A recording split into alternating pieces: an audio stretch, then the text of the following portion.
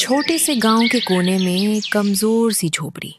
वहीं रहती थी अमृता, उसका बेटा किशन, बहू संध्या और दो नन्हे बच्चे राजू और नायरा। किशन अनपढ़ था लेकिन ईमानदार। हर रोज एक अमीर घर में झाड़ू पोछा करता और वहीं से जो बचा खुचा मिलता घर ले आता। संध्या, उसकी पत्नी, एक सीधी सादी लेकिन समझदार बहू थी। कम पैसों में पूरे घर को संभाल लेना उसका हुनर था। पर सास अमृता को कुछ भी अच्छा नहीं लगता था। कुछ तो लाई नहीं थी दहेज में, अब बस रोटियां बेलना आता है इसे। हर दूसरे दिन अमृता ताने मारती और संध्या चुपचाप सुनती रहती। एक दिन किशन बड़े ही उत्साह से घर लौटा। हाथ में एक टूटा फूटा माइक्रोवेव अवन था। मालकिन ने फेंक दिया था। मैंने सोचा बच्चों को अच्छा लगेगा, किशन ने हंसते हुए कहा। राजू और नायरा तो उछल पड़े। वाओ, ये वही है ना जिससे खाना गर्म करते हैं? क्या इसमें पॉपकॉर्न भी बन सकते हैं? नायरा की आंखों में चमक थी। संध्या ने उसे साफ किया, अच्छे से कपड़ा मारा और कोने में सजा दिया। हालांकि वो चलता नहीं था, फिर भी सब उसे देखकर खुश थे। लेकिन अमृता फिर भी नहीं मानी। क्या फायदा ऐसे खिलौनों का? खाना तो चूल्हे पर ही बनेगा ना, बस घर भरने का और एक सामान। संध्या फिर भी मुस्कुरा दी।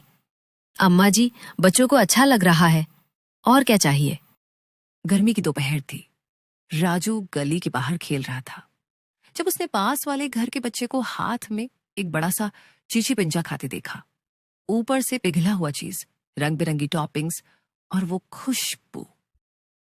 राजू की आंखें बस उसी पर टिक गईं। शाम को वो दौड़ता हुआ घर आया। माँ, हमें भी पिज्जा खाना है, मुझे चाहिए पिज्जा। नायरा भी उसकी बात में हाँ में हाँ मिलाने लगी। संध्या चौंकी, फिर प्यार से पास बैठा कर बोली, बेटा, हम गरीब हैं, हमारे पास इतना पैसा नहीं होता रोज पिज्जा जैसी चीजें खाने के लिए। लेकिन राजू का चेहरा उतर गया। रात को जब सबने दाल चावल खाया तो राजू बिना कुछ बोले सो गया। नायरा भी उदास थी। अगले कुछ दिन यूं ही बीत गए।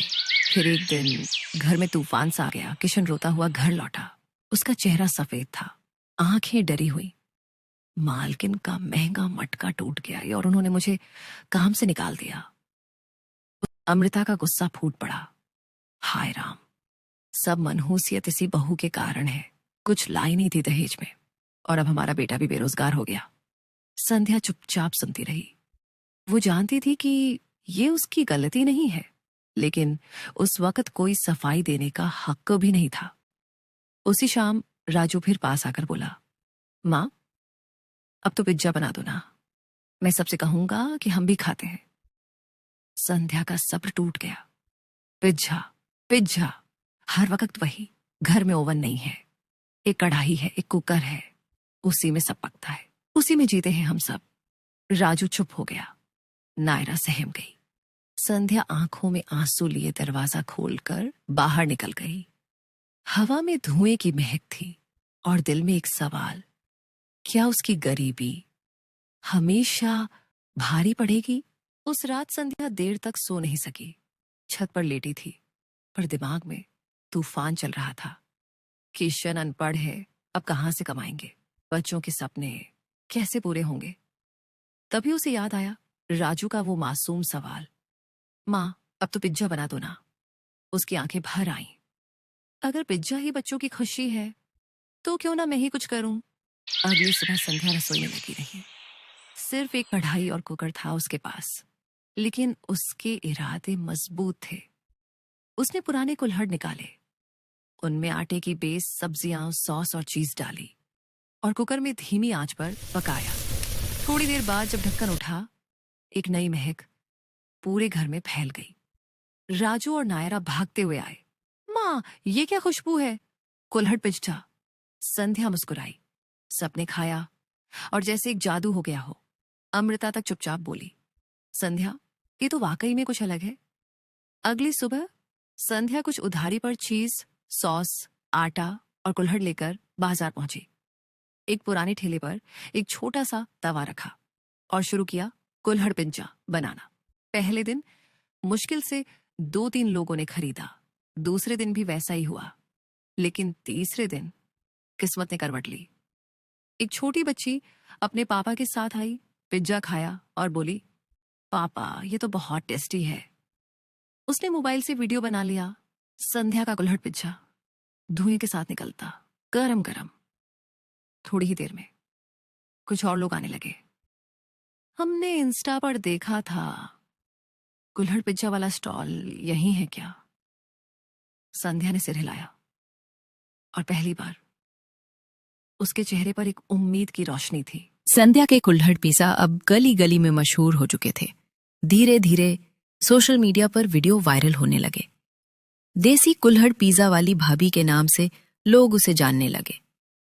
हर दिन उसके ठेले पर लंबी लाइन लगती। बच्चे, बड़े, कॉलेज स्टूडेंट सब दीवाने हो गए थे उस अनोखे स्वाद के।